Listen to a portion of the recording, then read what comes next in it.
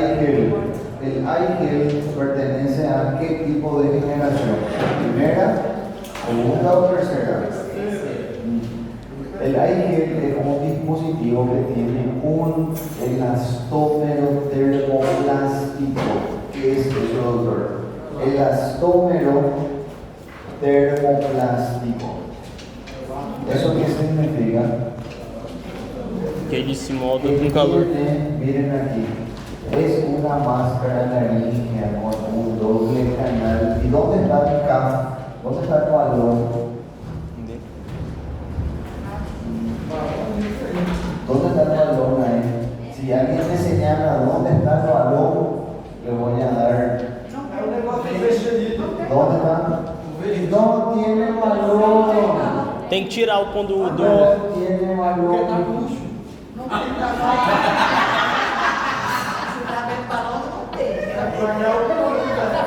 ¿Por qué no tiene? Está escondido. Miren, el iGel no tiene valor alguno, no tiene CAF, no tiene válvula. ¿Por qué? Porque esta región en donde se acoplan directamente a la vía aérea, ¿qué ocurre? El propio calor del cuerpo hace que este elastómero termoplástico se adapte a un sellado hermético sin que haya necesidad de insuflar ningún balón, ¿sí? Entonces, iGel es el prototipo de máscara que más se utiliza hoy en día para procedimientos mínimos. ¿Está bien? ¿Por qué? Porque no ocurre presiones altas de sellado y hace un sellado de forma automática. ¿Está bien? El propio calor hace que eso pueda sellar y adaptarse. ¿Está bien? Y luego tenemos los tubos laringeos o los retrofaringeos. ¿Qué son? Son tubos de silicona libres de látex, incurvados y que pueden ser entre 14 y 30 centímetros de la talla, que contienen generalmente dos balones hinchables que sirven de neumotaponamiento. Uno que se denomina proximal, que está situado en la orofaringe, y el distal, que se introduce en el esófago y sella y protege contra la regurgitación. Y es este, miren, el tubo retrofaringeo, ¿sí? Existen también de diferentes formas y tipos que tienen generalmente una doble región, ¿sí? La proximal y la distal, ¿sí? Miren, esto es un tubo, parece una máscara, pero miren, es un diámetro como un tubo orotraqueal que tiene un doble balón, dos balones, ¿sí? ¿Y para qué se utiliza esto? Anteriormente, cuando no existían las máscaras laríngeas o los dispositivos supraglóticos, se utilizaba el dispositivo retrofaringeo. ¿Y cómo se utilizaba el retrofaringeo? Igual que una máscara. Se abría la apertura del paciente y se introducía. Ahora, ¿a dónde iba ese tubo retrofaringeo? ¿A dónde iba? ¿A dónde? ¿Atrás de la faringe? Sí. Esto ustedes, acuérdense que ustedes esto colocan a ciegas. Entonces, ¿dónde va el tubo retrofaringeo? ¿Siempre va atrás de la faringe? No, esto se puede ir o vía aérea o puede ir en esófago. Indistintamente puede ir a los dos sitios, ¿sí? ¿Cuál es el pequeño detalle con un dispositivo retrofaringeo? Que es muy traumático, ¿sí? Puede ocurrir lo que se denomina lesiones de tráquea o lesiones de esófago. ¿Por se utilizan los dispositivos retrofaríngicos. Hoy en día ya tenemos videolaringoscopio, CUNY, estiletes, máscaras laringeas de tercera generación que reemplazan el retrofaríngeo, ¿sí? Antes se utilizaba en cualquier urgencia retrofaríngeo. ¿Por qué? Porque no existía otro dispositivo. Si iba a donde esófago, se taponaba para evitar la regurgitación. Si iba a vía aérea, se ventilaba. ¿Se entiende? Esto era ciegas. Pero, ¿qué se encontró que causaba lesiones? Extremadamente alta incidencia de lesiones. ¿Está bien? De todo, cuerda vocal y esófago. Por eso ya casi no se utiliza, ¿sí? El combitubo, miren el combitubo. El combitubo tiene una doble luz con un balón orofaríngeo en la parte media y un balón cranioesofágico en su extremo distal. Miren aquí las complicaciones que mencionamos recién: perforación esofágica, perforación del piriforme, edema, dolor, disfagia y hematoma. Miren, es así. No, ya no se usa más. No, ya no. Eso ya está desfasado. Ya no se utiliza. Pero supongamos que ustedes al terminar hagan su examen para reválida o para médicos y vayan a trabajar en un lugar extremadamente lejano donde los equipos que se utilizan son estos tipos y no tienen máscaras laríngeas y no tienen otros dispositivos. O lo mismo cuando van a hacer misión a otros países. Ustedes saben que hay regiones de Centroamérica muy escasos recursos. La región del África, Medio Oriente, todavía se sigue utilizando exactamente equipos de guerra, se llama así. Entonces ustedes tienen que estar preparados para trabajar en todo terreno. Miren, tienen doble balón, un balón proximal faríngeo y un balón distal que va a nivel del esófago, ¿sí? Tiene aquí los orificios faríngeo y aquí tiene el orificio esofágico. Entonces, indistintamente, esto también puede ir a donde, a vía aérea o a esófago, ¿sí? Y a partir de donde va, ustedes o utilizan el esofágico o utilizan el faríngeo, ¿me entienden? Ya no se utiliza, pero es importante que sepan: doble lumen, doble K, es como si fuesen dos tubos en uno.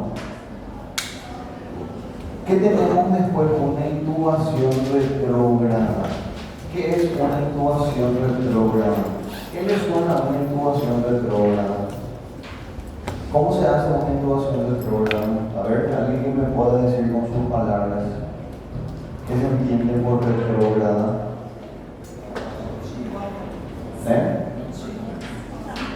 Retrógrada. ¿Qué se entiende por retrógrada? A ver. De atrás para adelante. ¿Cómo es eso? O de abajo para arriba. Retro. Va de atrás hacia adelante. ¿Cómo se hace una intubación retro? Pelo nariz. Se tiene que primeramente identificar el cartílago o la membrana. ¿Cómo se llama esta membrana? Cricotiroidea, ¿sí? Membrana cricotiroidea que utilizamos. Si yo infiltro por ahí, estoy haciendo una infiltración transtraqueal, ¿se acuerdan? Para una intubación despierta. Si yo utilizo la membrana y le paso un catéter con una guía por la boca o la nariz, puedo tener una orientación para una intubación retrógrada. ¿Por qué? Porque por aquí yo estoy instilando una guía maleable para poder intubar al paciente de hacia atrás. una intubación retrógrada. Seria aqui, você faz uma redução aqui, e ela vai pensar na cavidade oral, tá? Reduzir, como se fosse o fio guia. Ao invés de colocar para dentro, né? Exactamente. ¿No entendiste? Miren, ustedes hacen aquí una perforación, la membrana cricotiloidea, ¿sí?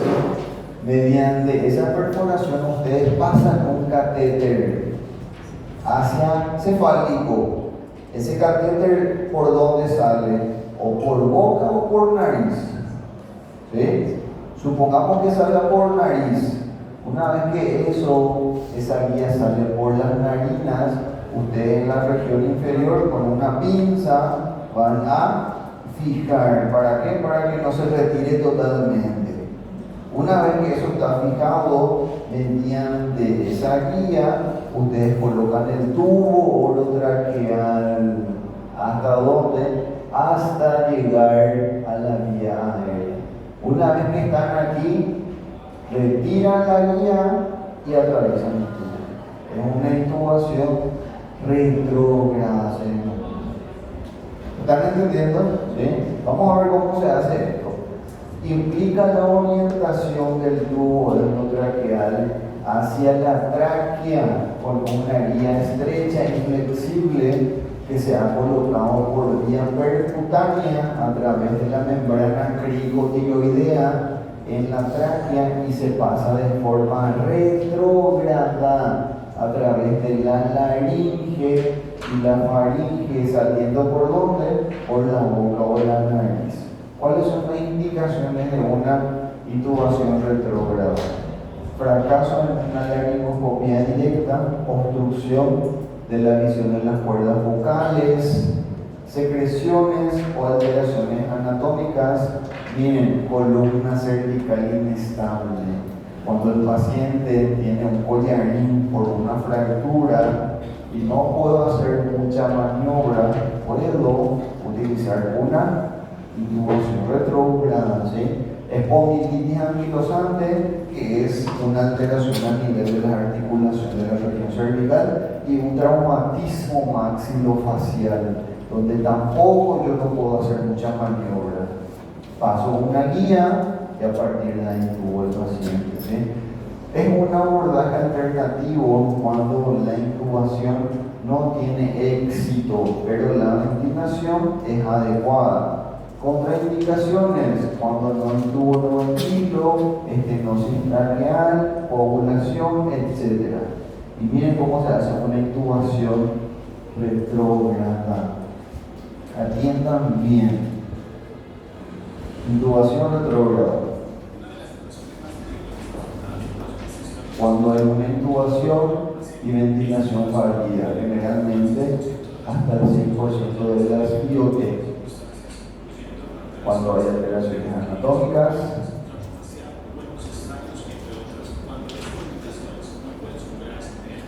movilidad cervical limitada, que vimos recién.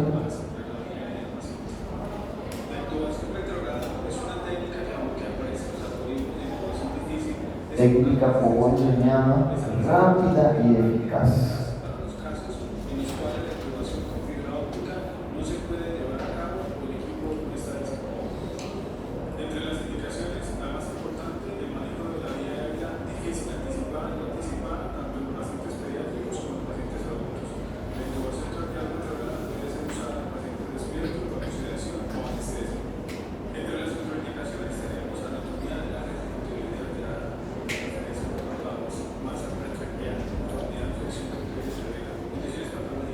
Tumores, infección y coagulopatías.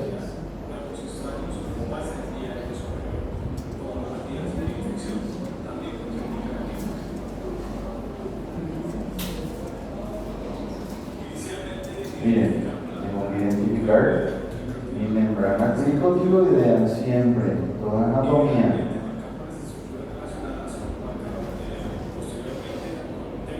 Asepsia, antisepsia, que está haciendo una bomba o infiltración con anestésico local. Está haciendo un bloqueo del laringio.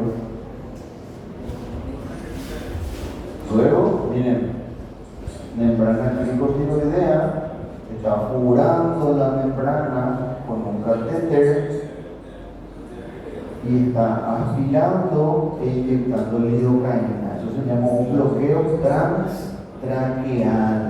¿Sí? Miren, aspira burbujas de aire y sigue inyectando. Aspira, inyecta.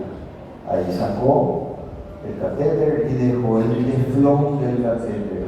Miren, está pasando la guía. Pasa la guía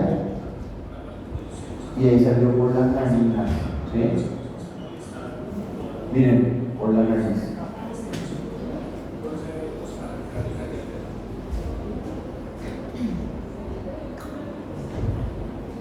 ¿Qué se hace en la región distal? Se coloca, se fija con una pinza, ¿sí? Fijación de la guía. Miren aquí, para que la guía no se corra. Luego se inserta el tubo a través de esa guía y que va a ser una intubación nasotraqueal. Miren,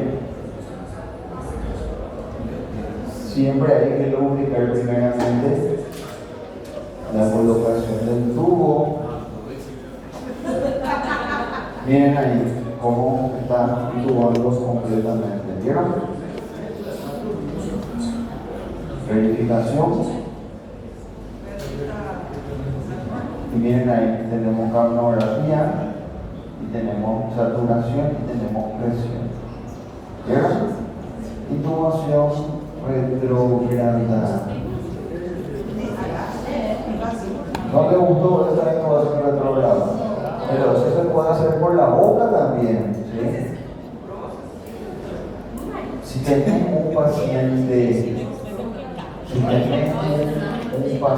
politraumatizado,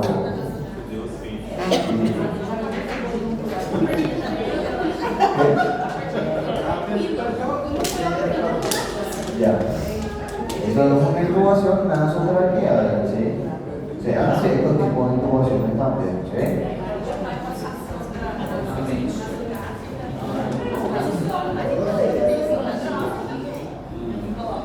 Claro, eso no es muy fina, la sonda nasogástrica no es tampoco muy fina. Miren, cuando ustedes van a hacer una intubación naso o una colocación de una sonda nasogástrica, siempre tienen que usar bastante lubricante. ¿Qué tipo de lubricante generalmente se utiliza? La silocaína en gel. ¿Sí? Tienen que utilizar bastante silocaína en la narina donde van a colocar y en la región de la sonda, con una técnica muy adecuada, sin realizar fuerza. Ustedes tienen que ir siguiendo la curvatura de las coanas sin hacer fuerza. ¿Por qué? Porque si ustedes intentan introducir dentro de la vía aérea, pueden perforar los cornetes y causar una turbinectomía. En un paciente que está politraumatizado, con mucha más razón, hay que hacer una maniobra tranquila y con calma. ¿Sí? Yo sé que ponen unas caras, ay, yo no, si les toca hacer, van a tener que hacer, colocar eso. Y si no hay anestesista, ¿qué van a hacer?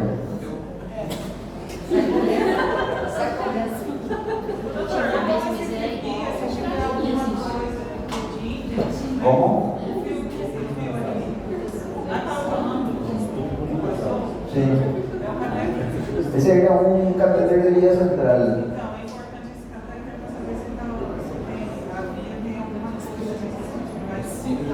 Sí. Generalmente se puede hacer por la boca, mejor, ¿sí? Para evitar ese traumatismo. Ahora, si ustedes van a hacer una intubación naso, acuérdense que tienen que usar un tubo más pequeño. No es el tubo 7,5, el tubo número 8 para una intubación naso.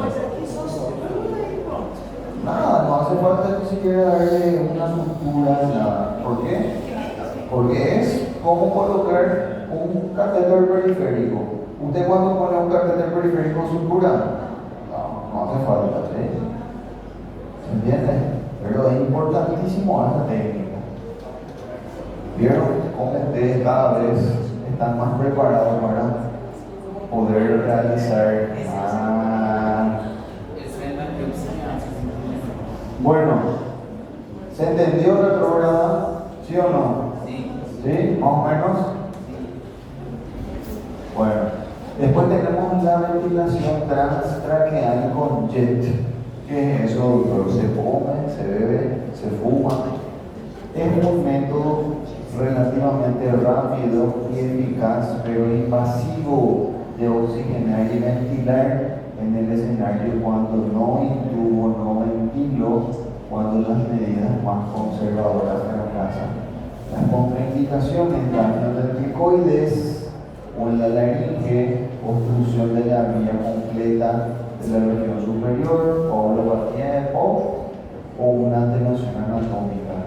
Complicaciones, un parotrauma, neumotórax, por alta presión de oxígeno, enfisema mediastínico, hemorragia aspiración, perforación de la pared posterior de la tráquea esofágica. ¿Cómo se hace, doctor, una ventilación transtraqueal con jet? Generalmente se vuelve a identificar la membrana cricotiroidea y se utiliza un catéter de grueso calibre. ¿Cuáles son los catéteres de grueso calibre? Los catéteres generalmente vienen por numeración, por número, ¿sí? Vienen desde los más pequeños hasta los más gruesos. Generalmente cuando estamos hablando de numeración alta, catéteres finos, ¿sí?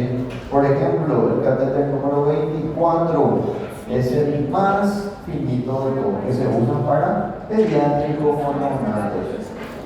Y tiene generalmente un color característico: 24, 22, 20, 18, 16, 14.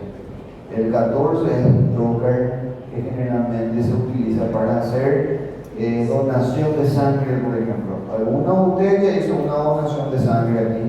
¿Saben el catéter que se usa? Es el catéter con el calibre mayor. Es ese mismo catéter que se utiliza para hacer la perforación de la membrana cricotiroidea. Lo ideal es un 16 o un 14. Y luego por ahí se coloca y se administra oxígeno.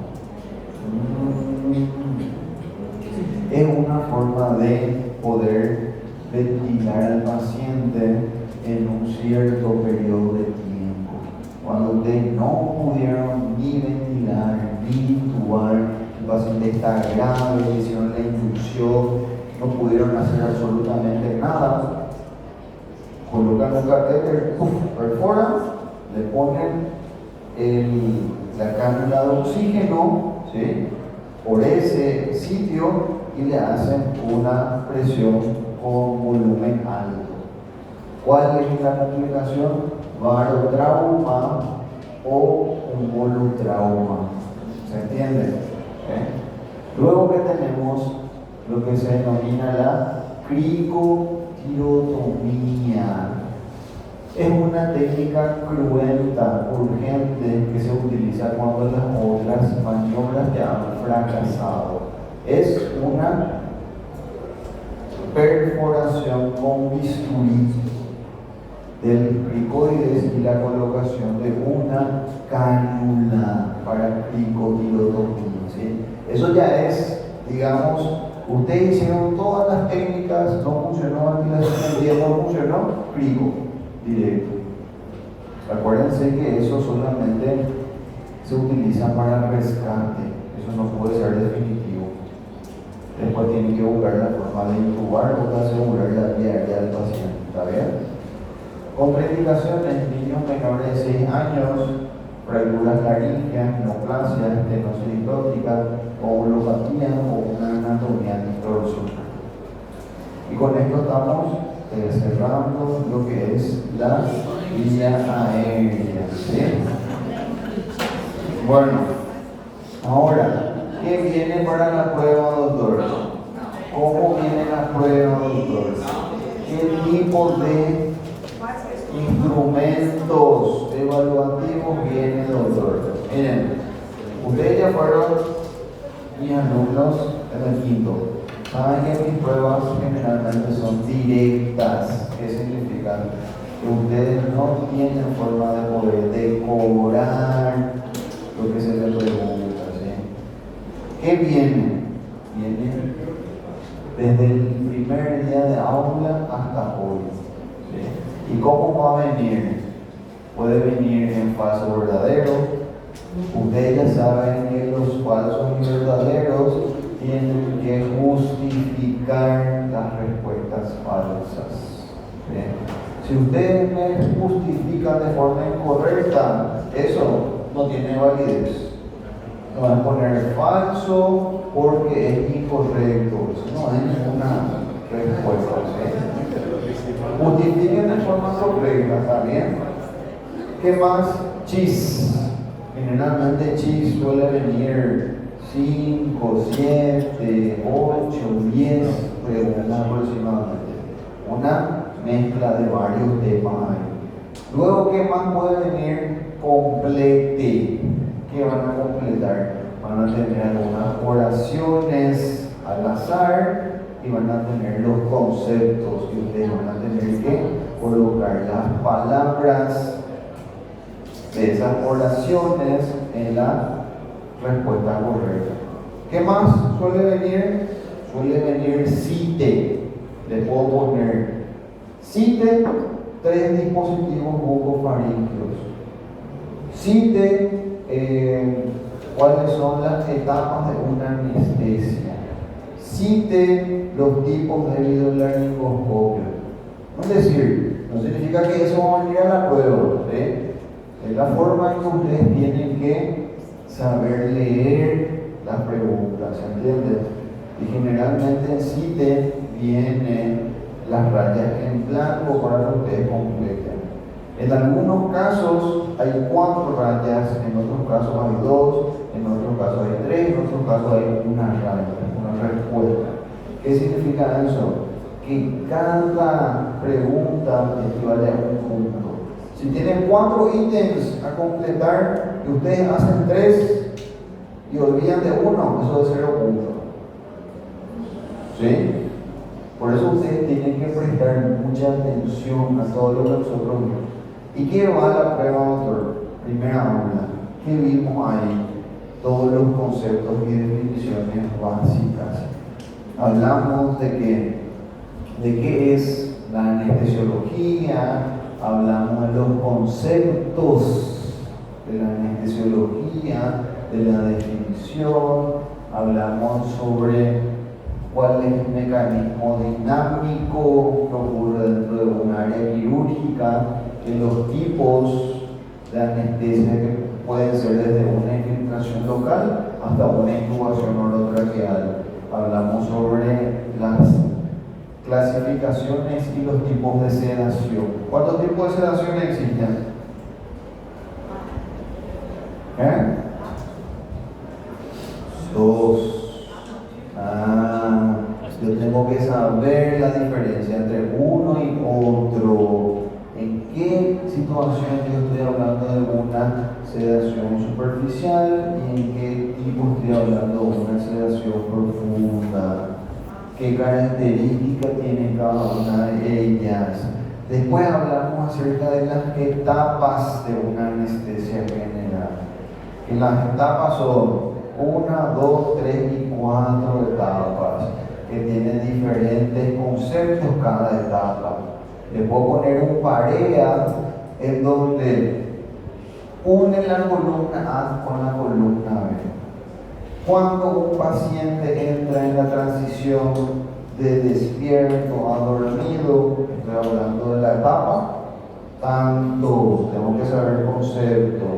Cuando el paciente está haciendo una salida de la anestesia a un estado acordado, es de la etapa tanto, entonces yo tengo que saber los conceptos. Tengo que saber los tipos de anestesia regional que vimos en la primera clase. La anestesia regional se clasifica en varias clasificaciones. Eso yo tengo que saber, tienen que ustedes estudiar y leer eso. ¿Sí? ¿De qué más hablamos? Pues hablamos acerca de los tipos de anestesia general que ustedes pueden hacer. Existe la anestesia intravenosa total, existe la anestesia inhalatoria total, existe la anestesia balanceada, que es una inducción intravenosa y un mantenimiento por vía inhalatoria, y otros más que vimos todas en esa clase. Después que vimos conceptos farmacológicos, claro, clasificación de ASA es una clasificación clínica que vimos en esa clase también. ¿Sí? ASA 1, 2, 3, 4, 5 y 6. Un paciente de ASA 1, ¿qué características tiene? Paciente de ASA 2, ¿qué características tiene? ASA 3 igual, 4, 5 y 6 igual. ¿Qué estaba diciendo? Conceptos farmacológicos. Dentro de los conceptos farmacológicos, forma general, todavía no vamos a hablar de farmacocinética, dosis, efectos secundarios, eso no. Pero yo tengo que saber cuáles son los inductores, cuáles son los relajantes, cuáles son los analgésicos, cuáles son los tipos de líquidos que yo puedo utilizar en el paciente, ¿sí? Y tengo que saber, importantísimo, cómo está confeccionado una bandeja de anestesia. Dentro de la bandeja de anestesia yo tengo que saber qué tipo de drogas se utilizan, ¿sí? Si son drogas solamente anestésicas o también se utilizan drogas de reanimación. Y esas drogas de reanimación, ¿cuáles son y para qué sirven? ¿Sí? No solamente decir, yo sé, doctor, que existen las drogas de reanimación, pero ¿para qué sirve cada una de ellas? ¿Sí? Uno me sirve para administrar cuando estoy en presencia de una bradicardia sintomática, de una hipotensión y de una parada cardíaca, ¿sí o no? Después dijimos que también es importante tener fármacos coadyuvantes, ¿sí? Para poder utilizar en el caso que el paciente haga un naricoespasmo, un broncoespasmo o algún evento. Eso es importantísimo saber. Después, ¿qué más hablamos? Hablamos sobre otros tipos de artículos que se utilizan, como las bombas, los aparatos electrónicos, como el ecógrafo, tipos de sondas, etc. ¿Sí? Pero tienen que hacer más énfasis en los nombres de los fármacos. ¿Cuáles son los inductores hipnóticos? Propofol, midazolam, ketamina, etomidato, tiopental, desmedeto, etc. ¿Cuáles son los relajantes? Atracuro, rocuronio, pacuronio, mercuronio, succi, etc. ¿Cuáles son los analgésicos? Fentanil, remifentanil, meperidina, peptidina, meperdol, codeína, tramadol, etcétera, etcétera. Tengo que saber nombres. ¿Qué significa? ¿Que tengo que memorizarme algo? Sí. Si yo les digo, mencione 3 fármacos analgésicos y ustedes me ponen propofol, midazolam y ketamina, ¿eso qué es? Inductores. Y yo les aseguro que va a venir una pregunta así y van a poner mal. ¿Por qué? Porque no saben diferenciar un propofol de un trofuronio. No todos son iguales. ¿Sí? ¿Estamos claros hasta ahí? Yo tengo que diferenciar. Tienen que hacer ustedes su tabela, poner así en orden para no confundir, ¿sí? Porque después vamos a entrar en un campo difícil. Después vamos a empezar a hablar sobre farmacocinética, farmacodinamia, efecto adverso, dosificación, posología de cada uno de estos fármacos. Y si yo llego a esa clase de fármacos sin saber qué es un analgésico y diferenciarme de un hipnótico, voy a estar frito. Por eso ahora es importante que estudien. Esto le va a servir de uno, final, extraordinario, complementario, reválida y para la vida. ¿Sí? Importantísimo. ¿Qué pasó? Sí, sale lo mismo y siguen poniendo mal. Siguen confundiendo analgésicos con hipnóticos. Mucha gente no tiene ni idea. Yo les digo por qué, porque suele pasar. Bueno, ¿qué más después vimos? Vimos todo lo que tiene que ver con fisiología, ¿sí? Que fue un repaso por arribita de lo que ustedes ya vieron en fisiología cardiovascular, fisiología respiratoria y fisiología del sistema nervioso central. Dentro de esas clases, fisiología cardiovascular, hablamos sobre temas importantes, como por ejemplo, determinantes de un gasto cardíaco. ¿Sí? Esos determinantes son importantes. ¿Por qué? Porque son los que me mantienen la constancia del sistema cardiovascular. ¿Cuáles son estos determinantes? Precarga, poscarga, frecuencia, contractilidad, etc. Tengo que saber. ¿Qué más vimos de esa clase importante? Reflejos. Reflejos que se adaptan a la circulación de ese sistema o mecanismo. ¿Quiénes estaban ahí? Reflejo baroreceptor, reflejo de Cushing, reflejo óculo cardíaco, reflejo mesentérico o celíaco. ¿Qué es eso, doctor? Ustedes tienen que saber en qué momento se activa cada uno de estos reflejos, ¿sí? En qué momento se activa el óculo cardíaco, por ejemplo, y qué síntomas da el mesentérico.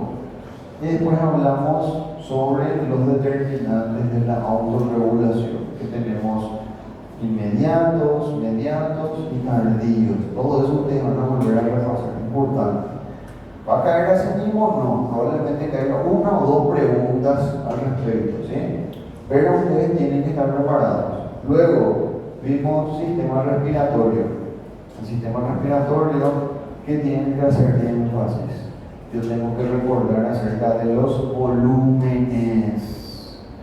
Volúmenes pulmonares y presiones pulmonares. ¿Qué es un volumen?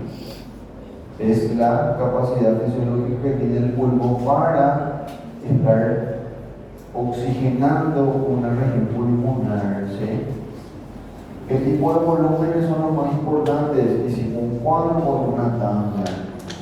¿Cuáles son los criterios que yo tengo que considerar para poder programar un ventilador? Hablamos ahí. Volumen corriente, ¿sí o no? Sí. Frecuencia respiratoria y E, que es relación inspiración-expiración. ¿Qué más? Presión máxima o de meseta y PIB, ¿sí? Parámetros básicos. ¿Cómo se calcula? Volumen corriente dijimos que se calcula de cuánto a cuánto.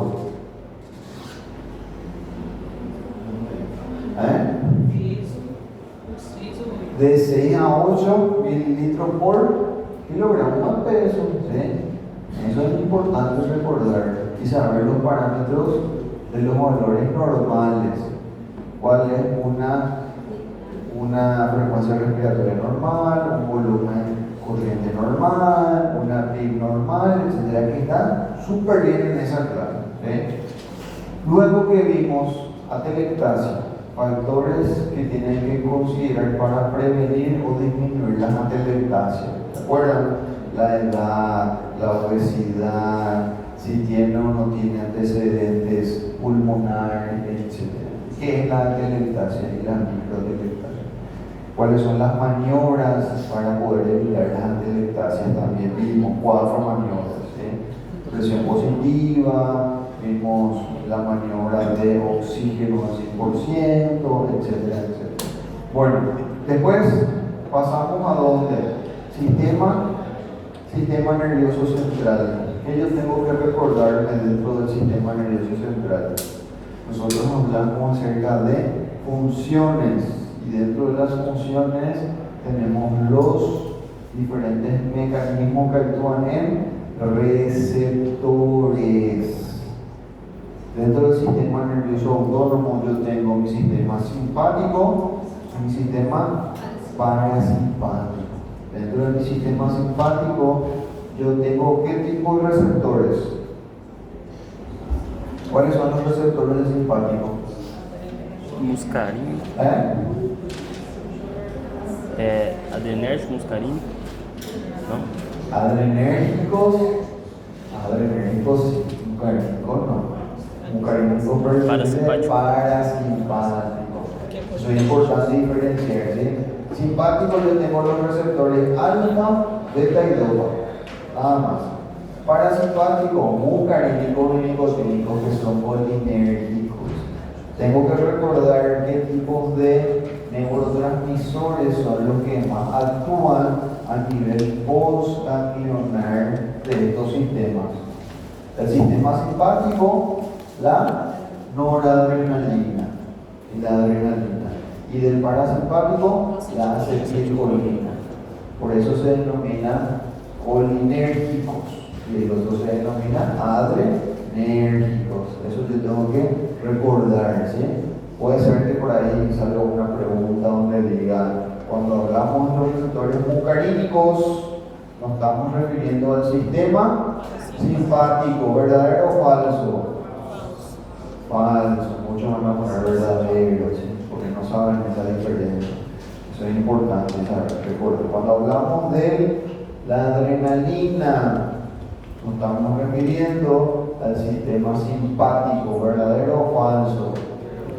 Verdadero, porque es así, la fisiología nos explica de esa forma. Eso en líneas generales, puede ser una o dos preguntas también por ahí de fisiología, un falso, un completo, pared, etcétera, un sitio. Bueno, luego que tenemos ya vía aérea, eso sí es importantísimo. El 80% de las preguntas suelen ser vía aérea, porque es fundamental. Yo tengo que saber de vía aérea qué cosa. Primero la definición, que es una vía aérea difícil. Luego tengo que recordar un poco de anatomía, cómo está constituido una vía aérea. Luego tengo que empezar a explorar predictores de una vía aérea difícil. Eso yo tengo que saber. Eso viene de cualquier forma. Puede venir falso, verdadero, parea, complete, cite, marque. ¿Cuáles son los predictores de una vía aérea difícil? ¿Cuáles son? A ver.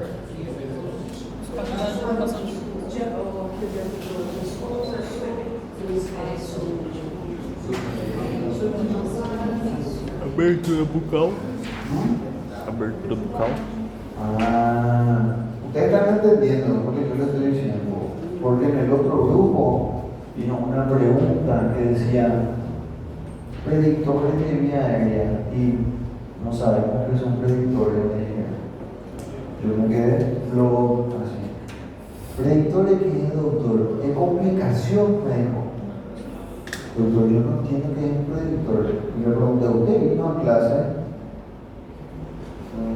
Creo que falté 2 aulas. ¿Cómo ustedes en una evaluación de un examen, si predictores se hace énfasis como en 3 diapositivas, no van a saber qué es un predictor de una vía aérea difícil? Eso ya es muchísimo. Por eso ustedes tienen que pensar y razonar, ¿sí? Eso viene como sea. Paciente obeso, cuello gordo, distancia filomentoniana corta, apertura bucal pequeña, movilidad del cuello inadecuado, prueba de tornatimo, prueba de patín, prueba de atlete. Ustedes tienen infinidad de formas de evaluar. Y después decir una vez, Malapati, después, ¿qué es un predictor, doctor? No quiero que me hagan esa pregunta, que me pregunte qué es un predictor de una vía. Directamente le voy a poner -1. No le voy a ni siquiera dar, pero -1 le voy a poner, ¿sí? Que tiene que estar preparado para eso. ¿Qué más vimos después? Vimos una complicación que se denomina laringoespasmo. ¿Sí?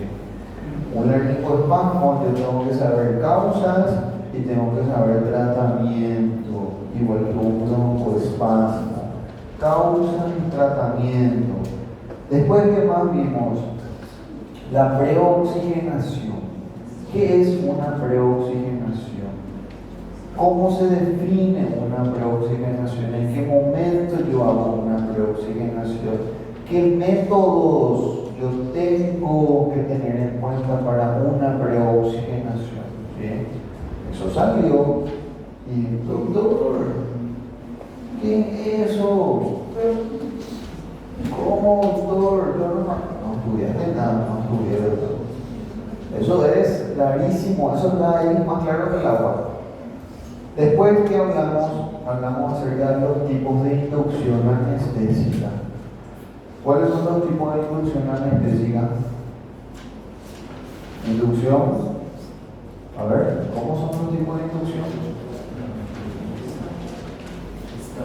En una urgencia de emergencia, ¿qué inducción hago? Rápida. En una programada, estándar, normal. Y existen otros tipos de inducciones también, que pueden ser una inhalatoria, una inducción sin bloqueador neuromuscular, una inducción con paciente elegible, etc. Ustedes se les pide dos completen, ¿sí? ¿Qué más tienen que saber ustedes? Tienen que ya saber cuáles son dispositivos. Empezamos a hablar ahí de los dispositivos. Máscara facial. ¿Qué es una máscara facial? ¿Para qué sirve una máscara facial? ¿Qué tipo de técnica se utiliza de forma correcta con una máscara facial? ¿Cómo yo sé y puedo verificar que mi ventilación con máscara facial es la adecuada? ¿Cómo yo sé que puedo verificar?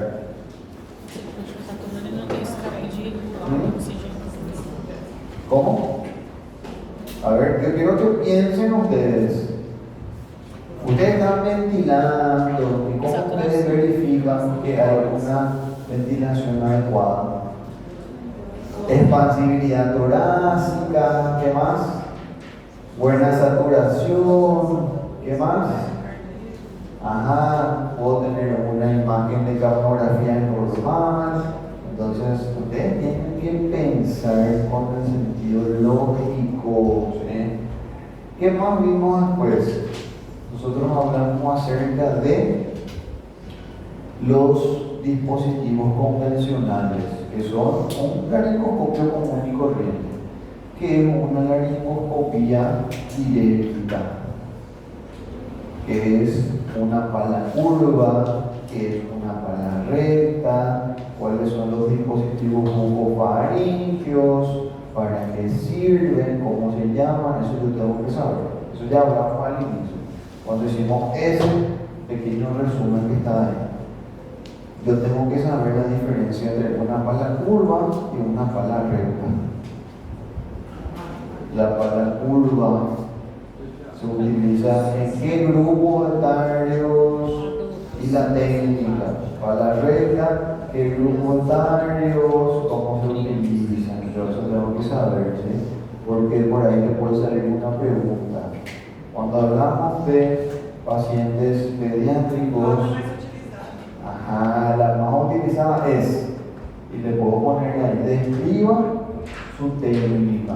Ustedes tienen que saber cómo se hace la técnica de una laringoscopía de pala recta y una pala curva. ¿Se entiende? Eso es importante recordar. Luego, ¿qué hablamos? ya empezamos a hablar acerca de una laringoscopía indirecta. Hablamos de cómo se clasifican los dispositivos para una laringoscopía indirecta, ¿sí? Y tenemos muchos tipos de dispositivos. Tenemos el CIMAR, tenemos el Pancrao, el Pilscope, el Vitral, el Kingvision, etc. Estos dispositivos tienen que saber, ¿sí? Tienen que manejar estos nombres, ¿sí? ¿Por qué? Porque puede venir una pregunta que diga, mencione 2 videolaringoscopios. Así yo tuve el primer grupo que reclamaron, me preguntó, doctor, ¿por qué usted preguntó videolaringoscopio? ¿Acaso no le corresponde estudiar a ustedes?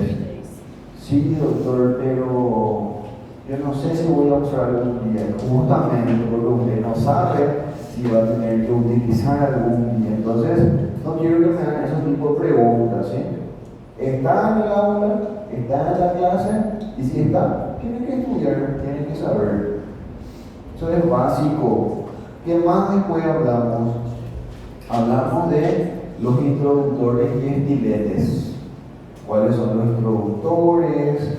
¿Qué formas? ¿Qué tipos? ¿Cuáles son los que me ayudan a mí para hacer una intubación a ciegas? Porque yo les puedo preguntar, cuando estoy en presencia de un paciente con un Cordman 4, el dispositivo introductorio más utilizado para una intubación a ciegas es una fioguía maleable.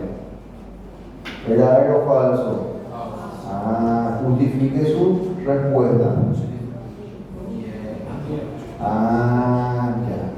Si yo estoy ubicado en tiempo, espacio y persona, voy a responder. Si no, voy a estar en el espacio, en la luna voy a estar.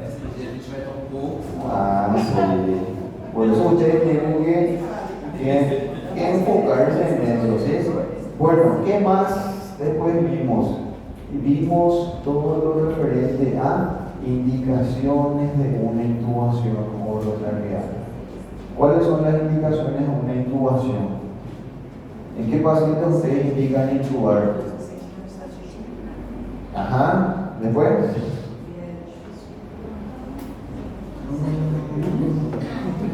A ver, en todos los pacientes con diarrea difícil usted va a intubar, va por la calle y encuentra una diarrea y dice, voy a intubar a ese, dice. No. Traumatismo, ¿qué más? Proceso cirúrgico complexo. Exactamente, entonces eso ustedes tienen que estudiar todo eso, ¿sí? Indicaciones absolutas de una intubación orotraqueal. También hablamos todos los aspectos a tener en cuenta antes de intubar a un paciente. ¿Se acuerdan? Yo tengo que tener un laringoscopio, tengo que tener tubos, máscaras, aspiradores, cirugía, jeringas y un ayudante experimentado, ¿sí? Toda esa combinación de características. ¿Qué más vimos después? Hablamos acerca de la inducción. Yo tengo que diferenciar cómo hacer una inducción de secuencia rápida de una inducción estandarizada. Yo les puedo poner una tabla.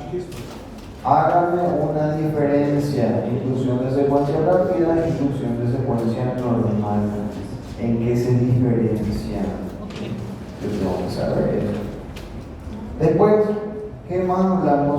Hablamos acerca de, una vez utilizados todos estos dispositivos de la vía aérea como introductores y estiletes, las máscaras laringeas. Ventajas, desventajas, indicaciones y qué tipo de generación tenemos, ¿sí? Una iGel, un iQ, un Prosil o cualquier otro, la Classic, saber a qué clasificación pertenece y cómo se utiliza. Si puede ser intubable, si tiene un canal gástrico, si no tiene un canal gástrico, o si solamente es de primera generación. Tengo que saber sus indicaciones para procedimientos de diagnóstico o para rescate y sus desventajas. Lesión por presiones altas, desellado del manguito, traumatismo de mula, etc. Luego de eso que vimos un poco de dispositivos retrofaringeos, eso probablemente no venga, no cae nada de eso, ¿sí? Y después hablamos sobre los dispositivos cruentos, que pueden ser una ventilación en jet, una intubación retrógrada. Tengo que saber indicación de una intubación retrógrada. ¿Cuál es una indicación de una intubación retrógrada? Un traumatismo, una lesión de columna cervical. Sí, y lo que se le pasó importante en la vía aérea, posicionamiento de los ejes a la hora de intubar. Eso ustedes tienen que saber. ¿Cuántos tipos de ejes existen en la vía aérea? 3. ¿Cuáles son? Bucal, faríngeo y laríngeo, ¿sí o no? Eso es que cómo tienen que estar para intubar alineados. Y ustedes tienen que seguir una secuencia donde vimos 3 imágenes. El paciente tiene que tener una almohadilla o un soporte, posición en rampa y una hiperextensión para alinear los 3 ejes. Pode colocar chipa na prova? Claro, ustedes si me ponen chipa, está perfecto. Sí. Me pueden poner chipa, ¿sí? Exactamente, eso es correcto. Entonces, todas estas cuestiones ustedes tienen que manejar y estudiar, ¿sí? Y así viene la prueba. ¿Alguna consulta al respecto? 20 cuestiones. 20 cuestiones. Todo. Exactamente. No es que probablemente ni viene todo. ¿Por qué? Porque en una batería va a venir tensión de los criterios para una vía aérea difícil y en la otra que va a venir dispositivos de una vía aérea difícil. Entonces tiene que saber porque usted no sabe qué fila te va a tocar. ¿Alguna otra consulta? ¿No? ¿Se entendió? ¿Sí?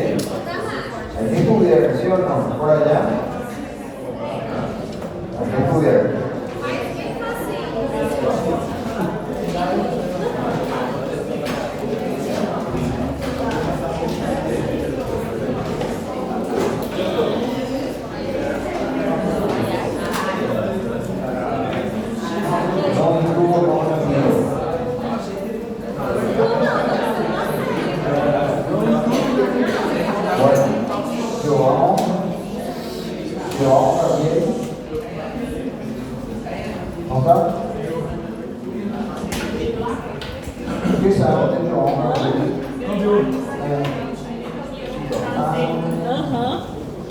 Também.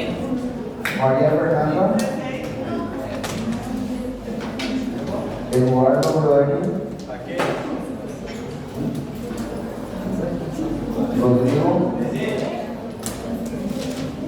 João Pedro. Gustavo. José Carlos. Joana Lorena. María Clara. Georgiana.